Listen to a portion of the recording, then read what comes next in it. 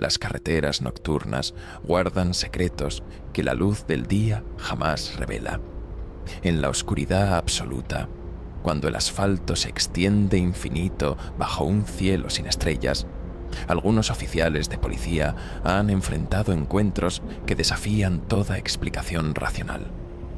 Lo que estás por escuchar no son simples relatos inventados para asustar, sino testimonios documentados de hombres y mujeres que dedicaron su vida a proteger y servir, solo para descubrir que existen fuerzas en este mundo que escapan a cualquier protocolo policial.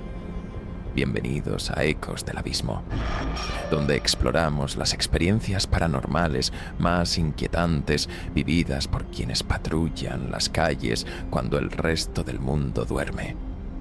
Si te atreves a adentrarte en estas historias, te invito a que te suscribas al canal, porque lo que compartiremos aquí te mantendrá despierto durante largas noches. Antes de continuar con esta primera experiencia, déjame en los comentarios desde dónde nos estás viendo y si alguna vez has experimentado algo inexplicable durante la noche. Nuestra primera historia nos lleva a una carretera desolada en las afueras de un pequeño pueblo del medio oeste estadounidense. Era una fría noche de noviembre del año 2008, cuando el oficial Daniel Márquez recibió una llamada rutinaria de emergencia. Un accidente vehicular había sido reportado en la antigua Ruta 67, un tramo de carretera que los lugareños evitaban después del anochecer por razones que pronto comprenderás. Daniel, con 15 años de experiencia en el cuerpo policial, no era un hombre que se asustara fácilmente. Había visto de todo durante sus turnos nocturnos, desde accidentes mortales hasta persecuciones de alta velocidad. Sin embargo, nada en su entrenamiento lo preparó para lo que estaba por enfrentar aquella noche. La llamada especificaba que un vehículo sedán de color oscuro había salido del camino aproximadamente en el kilómetro 42 y que posiblemente había heridos que necesitaban asistencia médica inmediata. Mientras Daniel conducía hacia el lugar del supuesto accidente, la niebla comenzó a espesarse de manera antinatural. Las luces de su patrulla apenas penetraban aquella cortina grisácea que parecía tener vida propia. El silencio en la radio era absoluto, roto únicamente por la estática ocasional que crepitaba como advertencia de algo siniestro. Cuando finalmente llegó al kilómetro 42, sus faros iluminaron la escena más desconcertante de su carrera.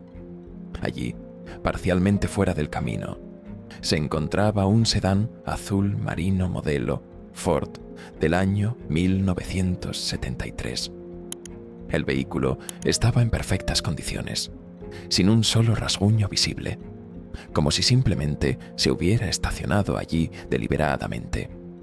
Daniel activó las luces de emergencia de su patrulla y se acercó con cautela, siguiendo el protocolo estándar.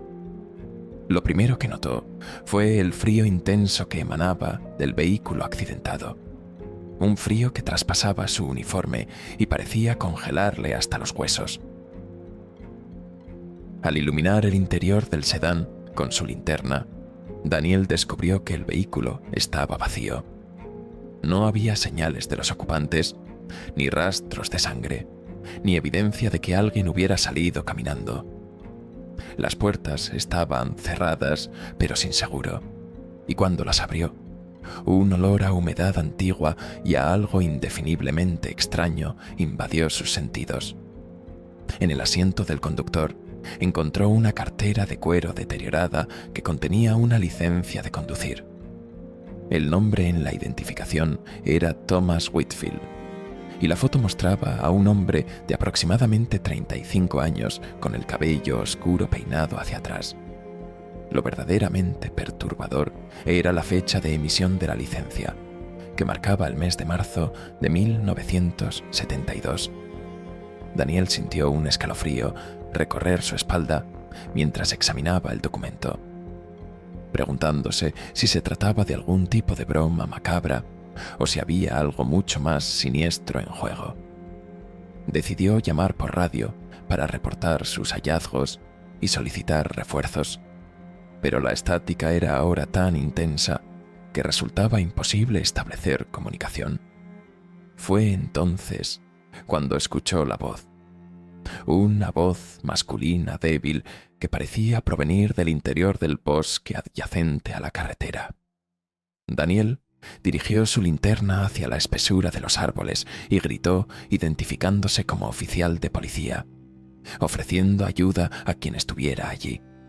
La voz respondió con palabras apenas audibles que hablaban de un accidente, de que necesitaba ayuda urgente, de que su esposa estaba herida.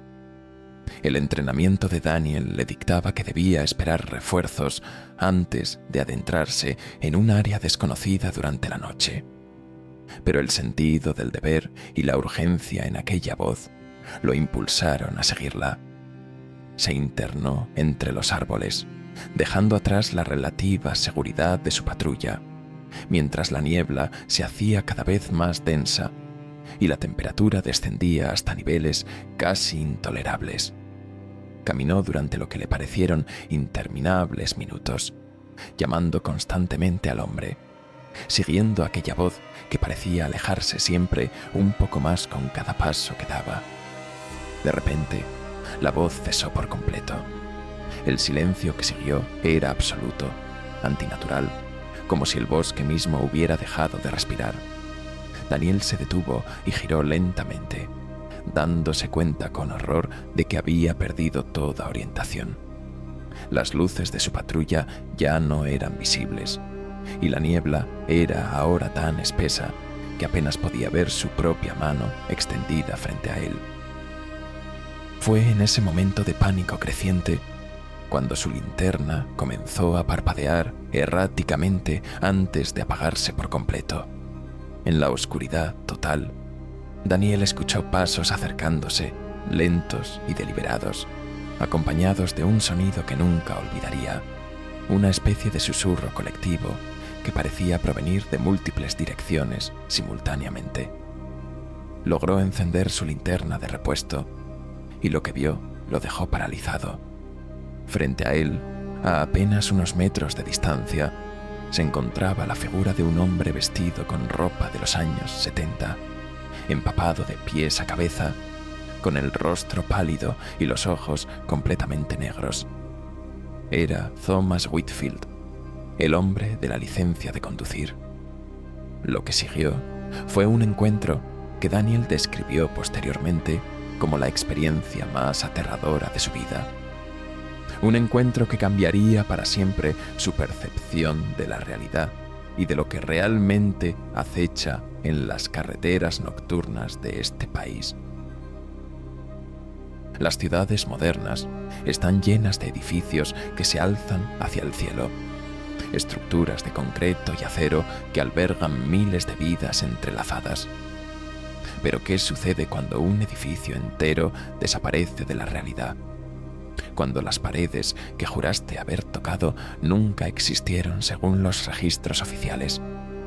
Esta es la experiencia que vivieron los oficiales Sarah Chen y Marcus Thompson una noche de julio del año 2016 en una metrópolis de la costa este.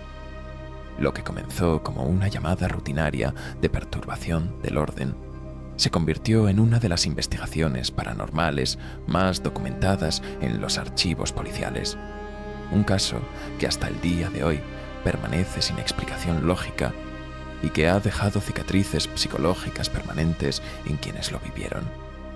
Eran aproximadamente las 3 de la madrugada cuando la central de emergencias recibió múltiples llamadas de vecinos reportando gritos desesperados provenientes del edificio de departamentos ubicado en Avenida Elm, número 843.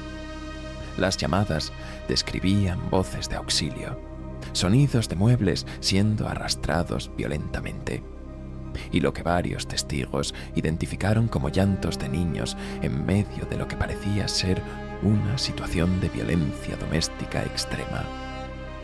Sarah y Marcus, quienes habían sido compañeros de patrulla durante casi años, respondieron a la llamada con la urgencia que el caso ameritaba. Ambos oficiales tenían un historial impecable y eran conocidos por su profesionalismo y capacidad para manejar situaciones de alto estrés con calma y eficiencia. Sin embargo, nada en su entrenamiento conjunto los había preparado para lo que estaban por experimentar en esa dirección específica. Al llegar al lugar, encontraron el edificio exactamente donde las coordenadas lo ubicaban. Era una estructura de ladrillo rojo de 5 pisos, con escaleras de incendio exteriores oxidadas y ventanas oscuras que parecían observarlos como ojos vacíos. La fachada mostraba signos evidentes de deterioro, con la pintura descascarada y grietas visibles en las paredes. Pero el edificio estaba claramente ahí, sólido e imponente bajo las luces de la calle. Lo extraño era el silencio absoluto que reinaba en el lugar, un contraste perturbador con los reportes de gritos que habían motivado su presencia. Sara intentó comunicarse por radio para confirmar su llegada, pero la estática interferencia que recibió como respuesta la obligó a intentarlo 3 veces antes de obtener una confirmación apenas audible de la central. Marcus notó de inmediato que no había luces encendidas en ninguna de las ventanas del edificio, lo cual era inusual considerando que los gritos reportados supuestamente habían ocurrido apenas minutos antes de su llegada. La puerta principal del edificio estaba entreabierta, colgando de sus goznes de manera precaria. Sara empujó la puerta con cautela, mientras Marcus iluminaba el interior con su linterna, revelando un vestíbulo cubierto de polvo y escombros. El aire en el interior era sofocante y cargado con un olor a humedad mezclado con algo más desagradable que ninguno de los dos pudo identificar con precisión. Las paredes estaban cubiertas de grafiti descolorido y el piso de mosaico estaba roto en varios lugares, con pedazos de baldosas esparcidos por todas partes. Siguiendo el protocolo, anunciaron su presencia en voz alta, identificándose como oficiales de policía y solicitando que cualquier persona en el edificio se manifestara. El eco de sus voces rebotó en las paredes vacías, pero no hubo respuesta alguna. Decidieron realizar una inspección piso por piso, comenzando por la planta baja y subiendo metódicamente.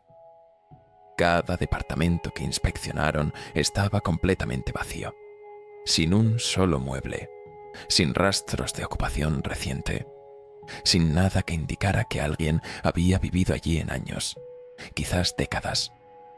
En el tercer piso, algo cambió.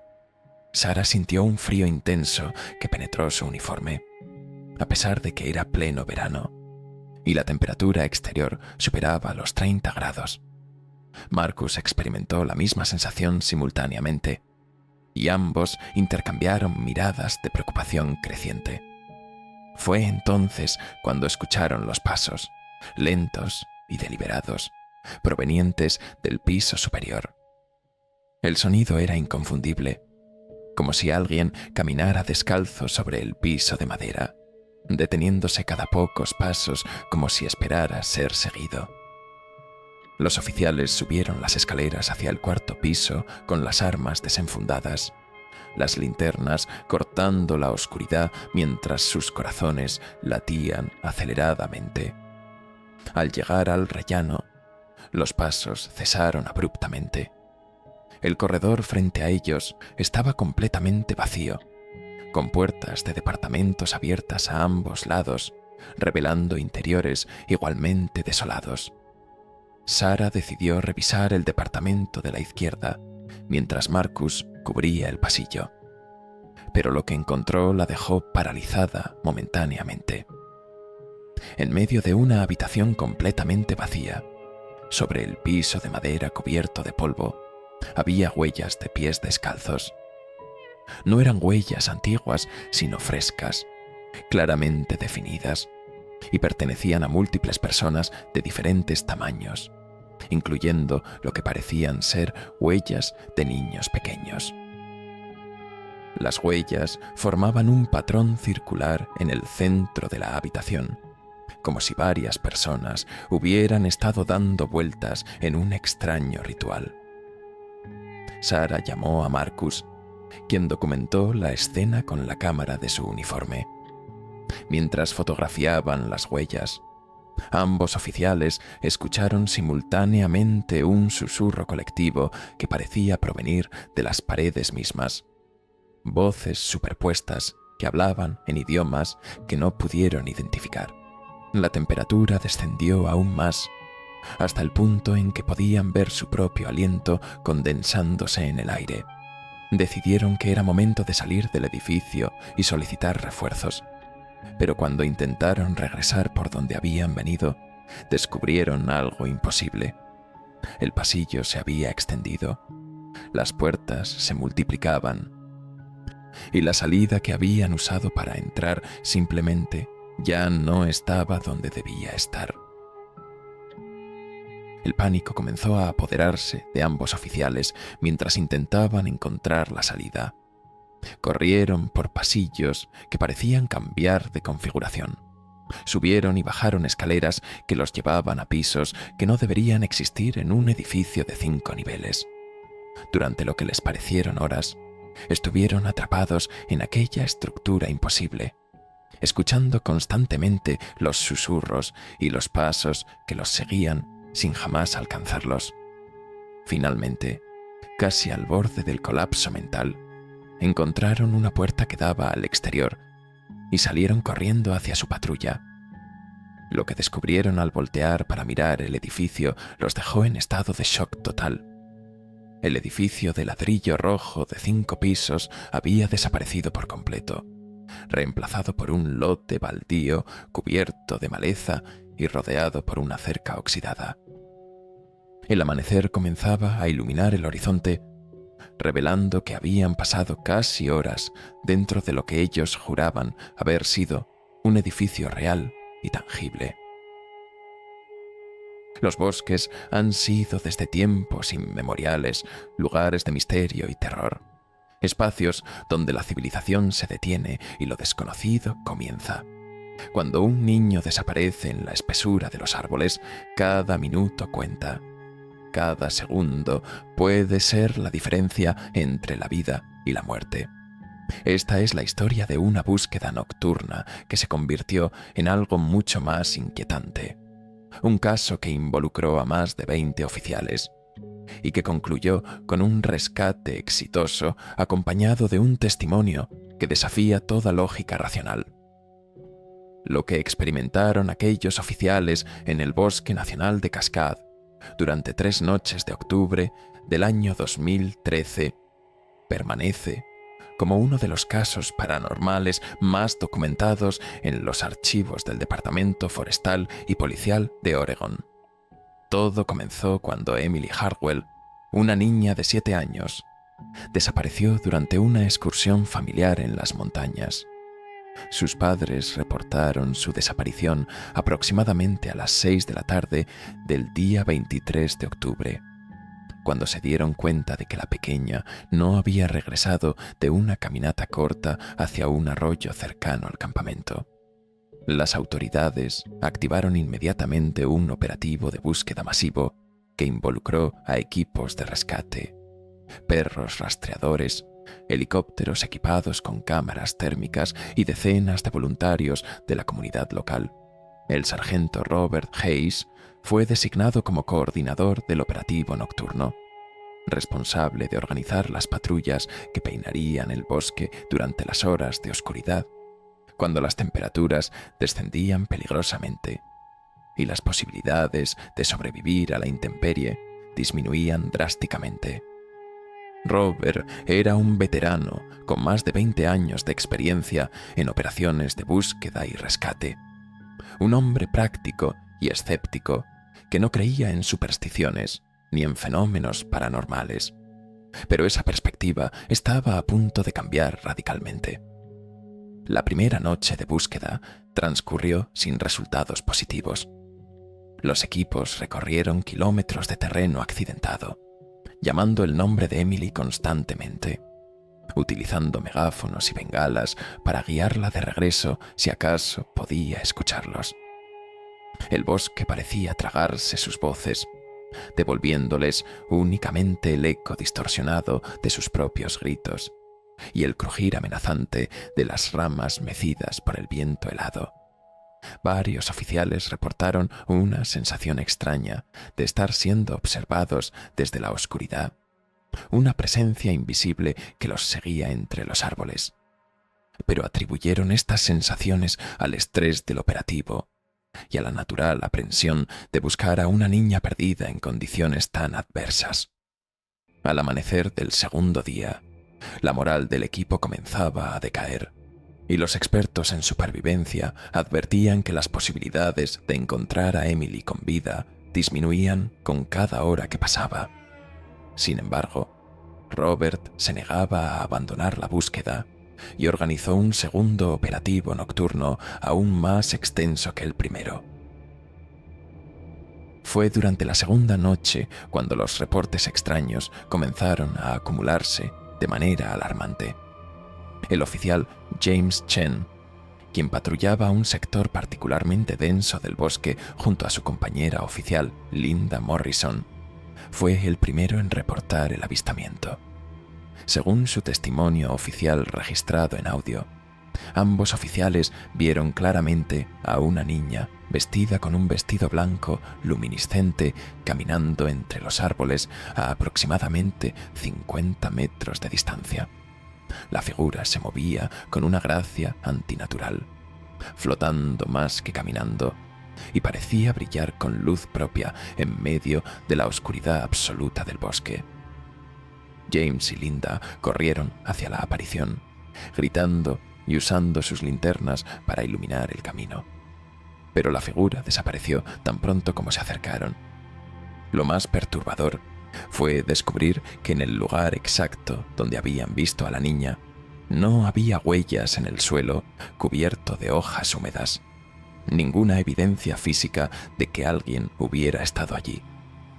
Durante las siguientes horas, otros equipos de búsqueda reportaron avistamientos similares en diferentes sectores del bosque, todos describiendo a la misma niña en vestido blanco que parecía guiarlos más profundo entre los árboles. Robert Hayes inicialmente descartó estos reportes como alucinaciones provocadas por el agotamiento y la desesperación, pero cuando él mismo tuvo su propio encuentro con la aparición, no pudo seguir negando lo inexplicable. Estaba inspeccionando un barranco particularmente peligroso cuando vio a la niña del vestido blanco de pie en el borde opuesto, señalando deliberadamente hacia un grupo denso de arbustos. La figura lo miró directamente, y Robert describió posteriormente sus ojos como pozos de luz blanca brillante que parecían penetrar hasta su alma. En un acto de fe o desesperación, decidió seguir la dirección que la aparición señalaba, adentrándose en la maleza espesa. Fue allí, protegida bajo un saliente rocoso natural y envuelta en hojas y ramas que ella misma había juntado para mantenerse caliente, donde finalmente encontraron a Emily Hartwell con vida, débil y aterrada, pero viva. El júbilo del rescate fue momentáneamente opacado por lo que la niña contó cuando pudo hablar coherentemente.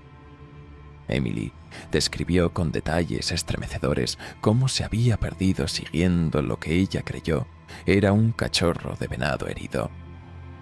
Al caer la noche del primer día, aterrorizada y sola, apareció una niña mayor vestida de blanco que le dijo que no tuviera miedo. Esta figura misteriosa la guió hasta el refugio rocoso.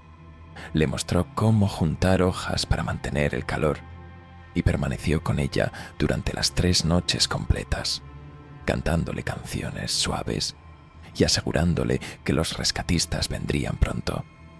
Emily describió a su protectora como una niña de aproximadamente 12 años, con cabello largo y oscuro, vestida con un vestido blanco antiguo que parecía brillar en la oscuridad.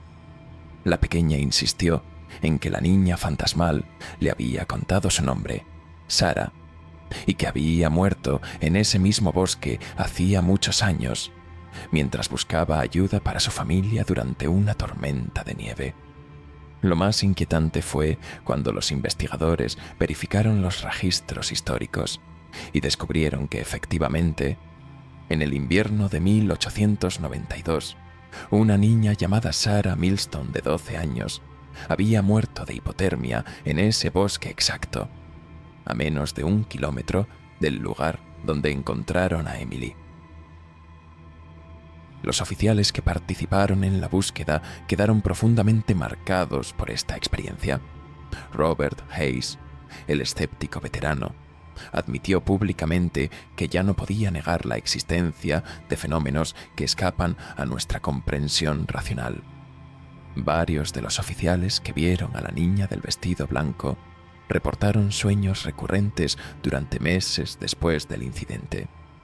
Sueños donde Sarah les agradecía por ayudarla a cumplir su última misión de proteger a otra niña perdida en el bosque que la había reclamado tantos años atrás.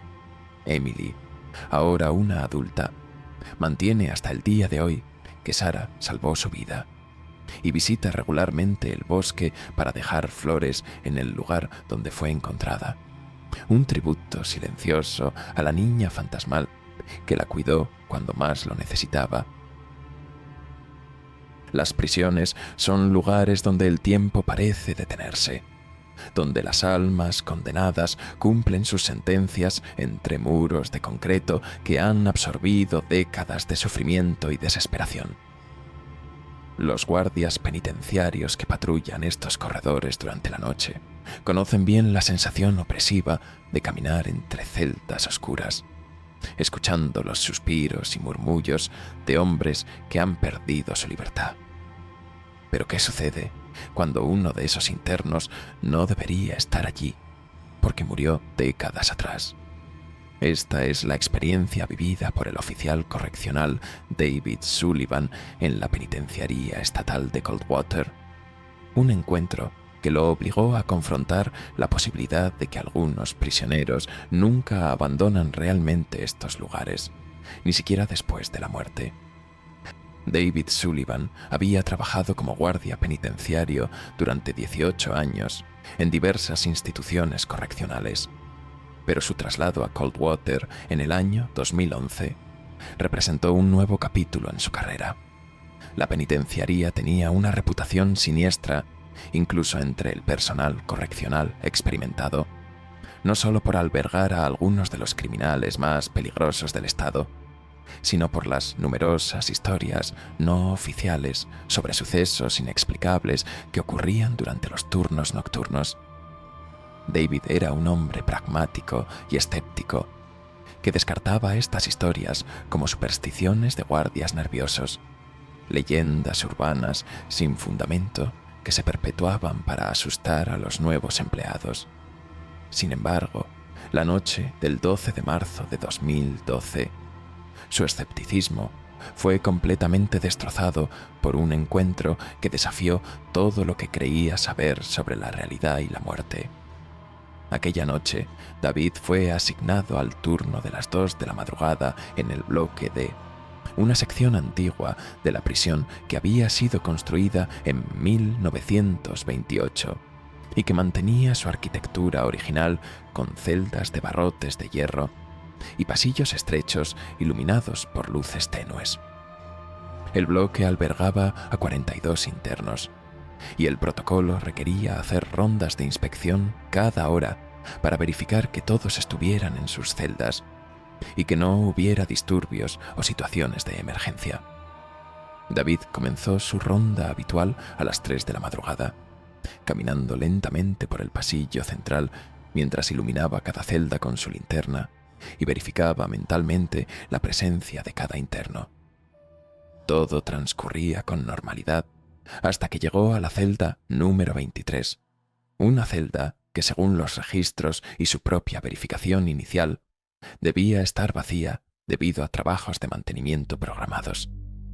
Para su absoluta sorpresa, al iluminar el interior con su linterna, descubrió a un hombre sentado en el catre, mirándolo directamente con una expresión tranquila pero inquietante.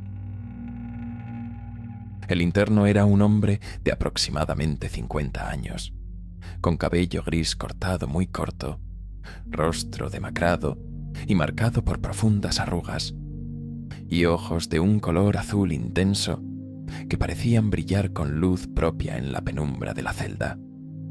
Vestía el uniforme penitenciario estándar de rayas blancas y grises, pero había algo extrañamente anticuado en su apariencia, como si perteneciera a otra época.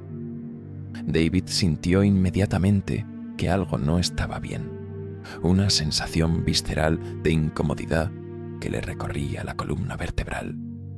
Revisó su lista de internos y confirmó que la celda 23 estaba efectivamente marcada como vacía, sin ningún prisionero asignado. Decidió interrogar al hombre, preguntándole su nombre y número de interno, exigiendo saber cómo había llegado a esa celda y por qué no estaba en su ubicación asignada.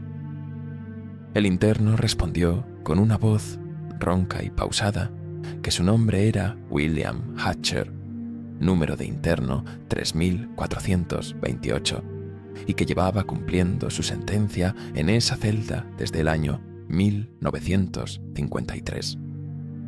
David sintió un escalofrío al escuchar esta respuesta, pero mantuvo su compostura profesional e informó al interno que había algún error en los registros y que necesitaba verificar su información. William asintió lentamente y comenzó a relatar detalles específicos sobre la prisión que dejaron a David completamente desconcertado. Habló sobre el gran motín que había ocurrido el 17 de agosto de 1962, describiendo con precisión escalofriante cómo los internos habían tomado control del bloque D durante casi 18 horas, cómo habían asesinado brutalmente a 3 guardias y cómo las fuerzas especiales finalmente habían retomado el control usando gas lacrimógeno y fuerza letal.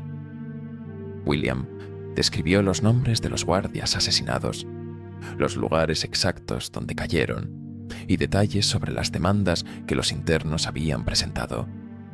Lo más perturbador era que William hablaba en tiempo presente, como si el motín estuviera ocurriendo en ese preciso momento, como si para él el tiempo se hubiera detenido en aquella fecha específica hace más de 50 años.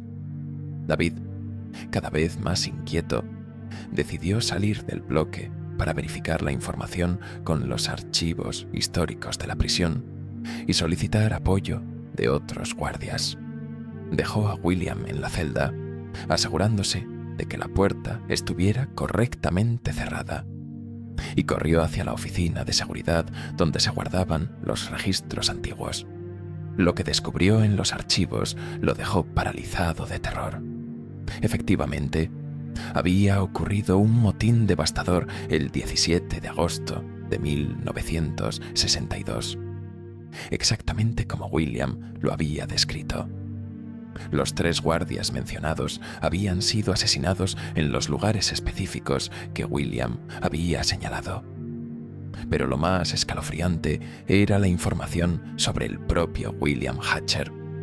Según los registros, William había sido uno de los líderes del motín y había muerto durante la retoma violenta del bloque por parte de las fuerzas especiales. Su cuerpo había sido identificado y entregado a sus familiares para ser sepultado en el cementerio municipal el 22 de agosto de 1962. William Hatcher había estado muerto durante 50 años. Con las manos temblorosas y acompañado por 2 guardias más, David regresó al bloque D para confrontar lo imposible.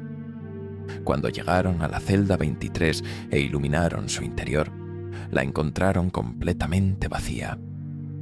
No había rastro de William Hatcher, ni evidencia física de que alguien hubiera estado allí.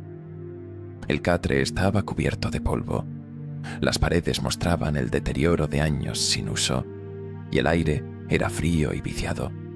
Sin embargo, sobre el pequeño escritorio de metal que había en la celda, los 3 guardias descubrieron algo que no debería estar allí.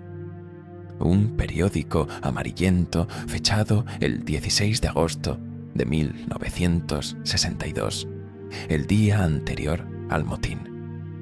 El periódico estaba abierto en la sección de noticias locales y alguien había marcado con un círculo rojo un pequeño artículo que hablaba sobre las condiciones inhumanas en la penitenciaría de Coldwater y la creciente tensión entre los internos y la administración. David guardó el periódico como evidencia, un objeto físico imposible que demostraba que su encuentro con William Hatcher había sido real, no una alucinación producto del cansancio o el estrés. Desde aquella noche, David Sullivan nunca volvió a ser el mismo.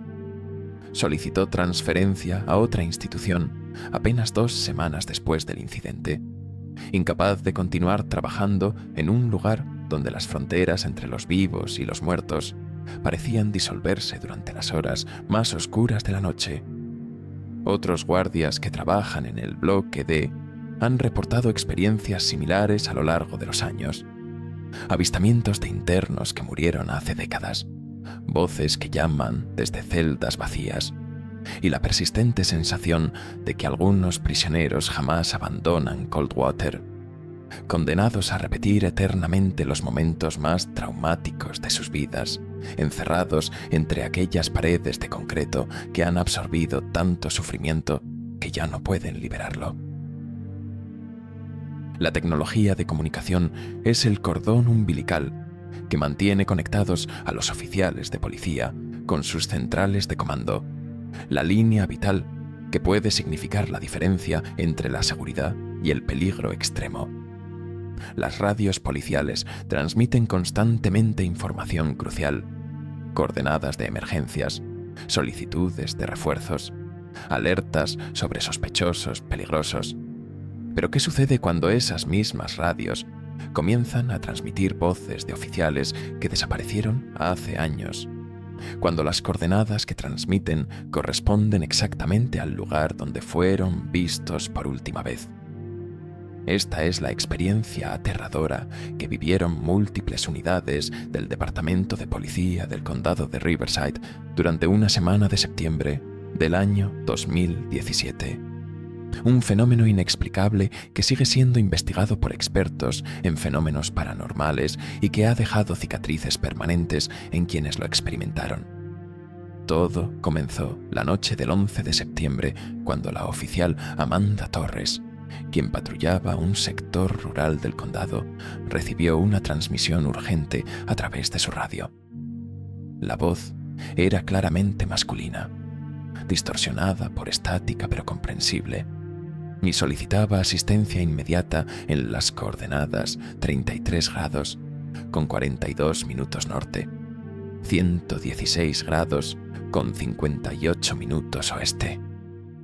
El tono de la voz denotaba pánico extremo. El oficial reportaba que estaba siendo perseguido por sujetos no identificados en un área boscosa y que su vehículo había quedado inutilizado. Amanda intentó responder a la transmisión solicitando identificación y número de unidad, pero la voz no respondía a sus llamadas. Simplemente repetía las mismas coordenadas una y otra vez con creciente desesperación. Siguiendo el protocolo, Amanda reportó la situación a la central de comando y solicitó que se verificara qué unidades estaban operando en esa área específica. La respuesta de la central fue desconcertante. No había ninguna unidad asignada a ese sector en ese momento, y las coordenadas correspondían a un área remota conocida como Cañón del Diablo, un lugar con historia oscura en el departamento. Amanda decidió dirigirse hacia las coordenadas reportadas, solicitando que otras unidades se unieran a ella como refuerzo. Durante su trayecto hacia el Cañón del Diablo, la transmisión continuaba repitiéndose cada pocos minutos, siempre con el mismo mensaje urgente, siempre con la misma voz llena de terror. Otros 3 oficiales que se dirigían al lugar confirmaron por radio que también estaban recibiendo la misma transmisión en sus equipos. Al llegar al área indicada por las coordenadas, los oficiales realizaron una búsqueda exhaustiva del terreno, utilizando linternas de alta potencia y perros rastreadores que habían sido desplegados específicamente para esta emergencia. Recorrieron el cañón durante más de 3 horas, pero no encontraron absolutamente nada, ni vehículos abandonados, ni rastros de actividad reciente, ni evidencia de que alguien hubiera estado allí recientemente. La transmisión finalmente cesó aproximadamente a las de la madrugada, dejando solo silencio y un misterio profundamente perturbador. Lo que descubrieron al investigar el origen de la transmisión los dejó completamente helados. El sargento Mijael Rodríguez, el supervisor de turno, decidió revisar los archivos históricos del departamento para verificar si ese sector había sido escenario de algún incidente previo. Lo que encontró fue una coincidencia imposible de ignorar. Exactamente 15 años antes, en la noche del 11 de septiembre de 2002, el oficial Daniel Kramer y su compañero oficial Patrick Hayes habían desaparecido sin dejar rastro mientras respondían a una llamada en el Cañón del Diablo. La última transmisión registrada de su unidad había sido una solicitud urgente de asistencia en coordenadas que coincidían exactamente con las que Amanda y sus compañeros habían recibido aquella noche. Daniel y Patrick nunca fueron encontrados. Su vehículo policial jamás apareció, y el caso permanecía abierto como una de las desapariciones más misteriosas en la historia del departamento. Michael ordenó que se recuperaran las grabaciones de archivo de aquella noche fatal de 2002, y cuando las reprodujeron, todos los presentes en la sala quedaron paralizados por el horror. La voz en la grabación de 15 años atrás era idéntica a la voz que habían escuchado esa misma noche. Durante los siguientes 6 días, las transmisiones continuaron ocurriendo con una regularidad escalofriante. Cada noche, aproximadamente a las 11:45, múltiples unidades comenzaban a recibir la misma solicitud de auxilio en sus radios. La voz de Daniel Kramer, porque el análisis de voz confirmó que efectivamente era él, repetía incansablemente las mismas coordenadas, el mismo mensaje de pánico, como si estuviera atrapado en un bucle temporal del que no podía escapar. Los técnicos del departamento intentaron rastrear el origen de las transmisiones usando equipos especializados de triangulación, pero los resultados eran imposibles. Las señales parecían provenir literalmente de ninguna parte y de todas partes simultáneamente. Algunos oficiales reportaron escuchar no solo la voz de Daniel, sino también gritos de fondo y sonidos de persecución que coincidían exactamente con lo que debía haber ocurrido durante sus últimos momentos con vida. La atmósfera en el departamento se volvió tensa y opresiva, con varios oficiales solicitando no ser asignados a patrullas nocturnas por miedo a escuchar esas voces espectrales. El 7º día, algo cambió en el patrón de las transmisiones. La voz de Daniel, en lugar de simplemente repetir las coordenadas, transmitió un mensaje nuevo y aterrador. Habló sobre una emboscada, sobre hombres armados que los habían forzado a salir de la carretera, sobre cómo Patrick había sido herido de gravedad, sobre cómo estaban siendo llevados más profundo en el cañón. Proporcionó nuevas coordenadas, ligeramente diferentes a las anteriores, y suplicó que buscaran en un área específica marcada por 3 rocas grandes en formación triangular. Un equipo de búsqueda especializado fue despachado inmediatamente al amanecer del día siguiente. Después de horas de búsqueda intensiva, encontraron exactamente lo que Daniel había descrito: 3 rocas masivas en formación triangular, y excavando en el área circundante, descubrieron los restos parcialmente enterrados del vehículo policial desaparecido. Dentro del vehículo encontraron evidencia forense que confirmó que Daniel y Patrick habían sido víctimas de un crimen violento, probablemente relacionado con tráfico de drogas en la zona. Sin embargo, los cuerpos de los oficiales nunca fueron recuperados, permaneciendo perdidos en algún lugar de aquel cañón maldito. Desde aquella semana infernal de septiembre, las transmisiones cesaron completamente. Daniel Kramer finalmente había logrado comunicar lo que necesitaba decir, guiando a sus compañeros hacia la verdad sobre su desaparición, incluso desde más allá de la muerte. El Departamento de Policía del Condado de Riverside organizó un memorial formal para ambos oficiales caídos, reconociéndolos oficialmente como muertos en cumplimiento del deber.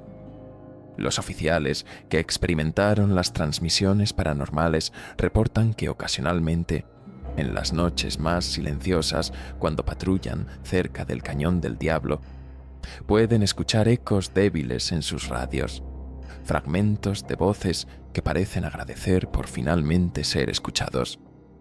Amanda Torres, quien fue la primera en recibir la transmisión, mantiene grabada en su teléfono una de las comunicaciones como recordatorio de que existen fuerzas en este mundo que la ciencia aún no puede explicar y que algunos oficiales nunca abandonan verdaderamente su juramento de proteger y servir, ni siquiera cuando la muerte los ha reclamado. La investigación criminal es un arte que combina ciencia forense, intuición desarrollada por años de experiencia y la capacidad de reconstruir eventos a partir de fragmentos de evidencia. Los detectives pasan incontables horas analizando escenas del crimen, entrevistando testigos, conectando puntos que para otros parecen invisibles. Pero ¿qué sucede cuando la única forma de resolver un caso es a través de visiones que desafían toda lógica? Cuando el testigo clave es la propia víctima comunicándose desde el más allá. Esta es la historia del detective Marcus Reeves y el caso que lo consumió durante 3 meses en el año 2015. Una investigación que lo llevó al borde de la locura, pero que también le reveló verdades aterradoras sobre la naturaleza de la muerte y la justicia. El caso comenzó con el descubrimiento del cuerpo de Rebecca Thornton, una exitosa abogada de 38 años, encontrada muerta en su lujoso apartamento del centro de la ciudad la mañana del 5 de marzo. La escena del crimen era desconcertante por su ausencia de evidencia forense útil. No había signos de forcejeo. Las cerraduras no habían sido forzadas. No se encontraron huellas dactilares extrañas, ni ADN de ningún sospechoso. Rebecca había sido estrangulada con precisión quirúrgica, probablemente por alguien con conocimientos de anatomía humana y técnicas de combate. La autopsia reveló que la muerte había ocurrido aproximadamente entre las 11 de la noche y la 1 de la madrugada.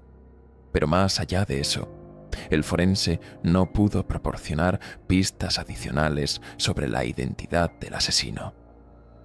Marcus Reeves, detective con 22 años de experiencia en homicidios, fue asignado como investigador principal del caso, enfrentándose a lo que rápidamente se convirtió en una de las investigaciones más frustrantes de su carrera.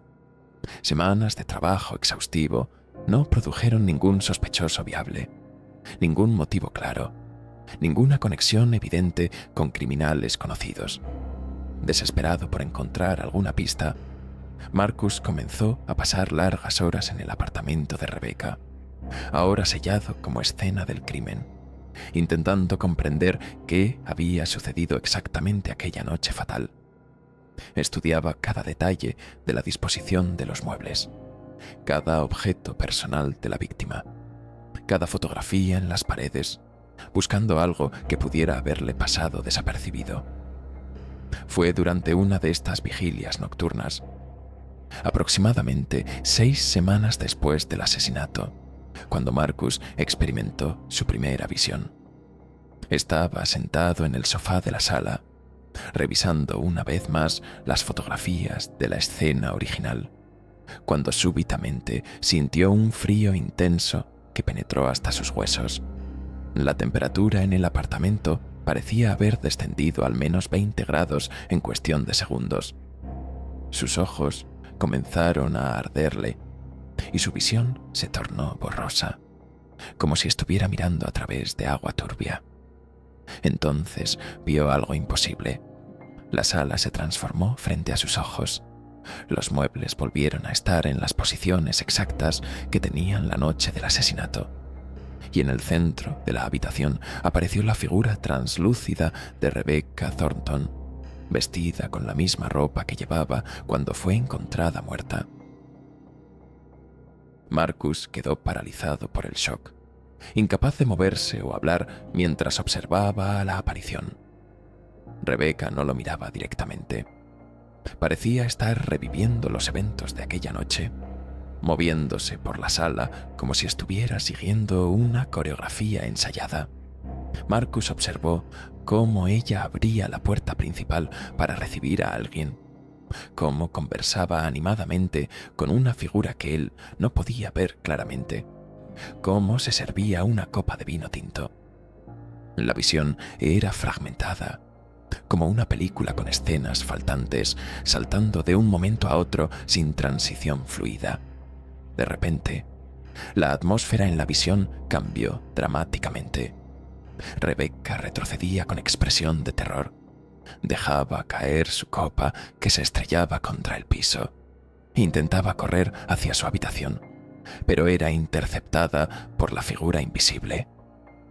Marcus observó horrorizado cómo Rebecca era estrangulada, cómo luchaba desesperadamente por su vida, cómo finalmente colapsaba en el piso. La visión terminó tan abruptamente como había comenzado, dejando a Marcus temblando y cubierto de sudor frío en el sofá, cuestionando su propia cordura. Durante las siguientes semanas, las visiones se volvieron más frecuentes y más detalladas. Cada vez que Marcus visitaba el apartamento, experimentaba nuevos fragmentos de aquella noche, como si Rebecca estuviera intentando mostrarle lo que había sucedido desde su propia perspectiva. En una visión particularmente clara, Marcus finalmente pudo ver el rostro del asesino. Era un hombre de aproximadamente 45 años, bien vestido con traje oscuro, con rasgos que le resultaban vagamente familiares, pero que no podía ubicar inmediatamente. Rebecca lo había llamado por su nombre durante la visión, un nombre que Marcus escuchó claramente, a pesar de que los labios de la aparición no se movían. Simplemente aparecía en su mente, como si alguien lo hubiera susurrado directamente en su oído. El nombre era Jonathan Mercer, y ese detalle fue la clave que Marcus necesitaba para finalmente resolver el caso. Una investigación exhaustiva reveló que Jonathan Mercer era un socio de un bufete de abogados rival, quien había estado involucrado en una disputa legal extremadamente agresiva con Rebecca por un caso multimillonario que podría haberlo arruinado profesional y financieramente.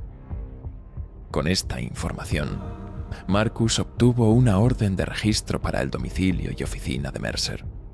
La evidencia encontrada fue contundente. Fibras microscópicas de la alfombra del apartamento de Rebecca en la suela de sus zapatos. Registros telefónicos que demostraban que había estado cerca del apartamento la noche del crimen, a pesar de haber declarado estar en otra parte de la ciudad. Y más incriminatoriamente, un diario personal donde Mercer había escrito sobre su obsesión creciente con Rebecca y su plan para eliminarla si ella no retiraba ciertas acusaciones legales. Mercer fue arrestado, juzgado y condenado a cadena perpetua sin posibilidad de libertad condicional. Durante el juicio, Marcus nunca mencionó las visiones que lo habían guiado hacia el asesino, sabiendo que tal testimonio sería descartado inmediatamente y podría comprometer todo el caso. Sin embargo, en su fuero interno, sabía que la justicia se había logrado gracias a la intervención directa de Rebecca desde el más allá. La experiencia dejó a Marcus profundamente transformado. Ya no podía ver su trabajo como simplemente la aplicación de procedimientos científicos y lógica deductiva. Había experimentado de primera mano que existe algo más allá de nuestra comprensión material del universo, que las víctimas de crímenes violentos a veces permanecen vinculadas a este mundo hasta que se hace justicia. Después del caso Thornton, Marcus reportó experiencias similares en otras investigaciones, aunque nunca tan intensas ni tan claras como aquella primera vez. Se volvió conocido entre sus colegas como alguien que tenía una intuición sobrenatural para resolver casos fríos, aunque él prefería mantener en secreto la verdadera naturaleza de sus métodos. Marcus se retiró del departamento de policía en el año 2020, pero continúa trabajando como consultor privado en casos no resueltos, ayudando silenciosamente a las víctimas que aún buscan justicia desde el otro lado del velo que separa la vida de la muerte. Hemos llegado al final de este recorrido por 7 de las experiencias paranormales más inquietantes vividas por oficiales de policía. Estas historias nos recuerdan que quienes dedican sus vidas a protegernos enfrentan no solo peligros físicos tangibles, sino también encuentros con fuerzas que desafían nuestra comprensión racional del mundo. Si estas historias te han mantenido despierto esta noche, te invito a que te suscribas a Ecos del Abismo, porque cada semana exploramos los misterios más oscuros y perturbadores que acechan en los rincones olvidados de nuestro mundo. Recuerda que la delgada línea entre lo explicable y lo inexplicable es mucho más frágil de lo que creemos, y que a veces, en las horas más oscuras de la noche, esa línea desaparece por completo.